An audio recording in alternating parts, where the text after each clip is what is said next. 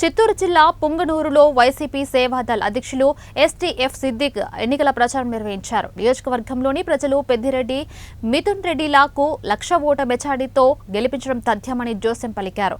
పెద్దిరెడ్డి రామచంద్రరెడ్డి గెలుపుకు ప్రజలు అండగా ఉన్నారని తెలిపారు. పుంగనూరులో అభివృద్ధి రాష్ట్రంలో ప్రజల సంక్షేమం కోసం జగన్ ప్రభుత్వమే మళ్లీ రావాలని అన్నారు.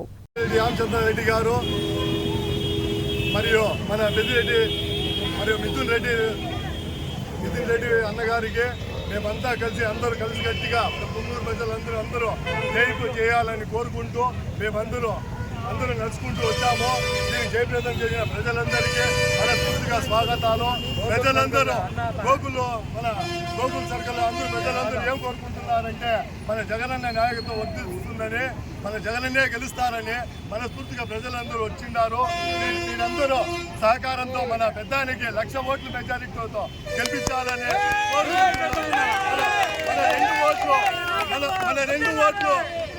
మన రెండు ఓట్లు పెద్దిరెడ్డి రామచంద్రరెడ్డి గారికి, మిథున్ రెడ్డి అన్న గారికి ఫ్యాన్ గుర్తుకే ఓటు వేయాలని మనస్ఫూర్తిగా కోరుకుంటున్నాను.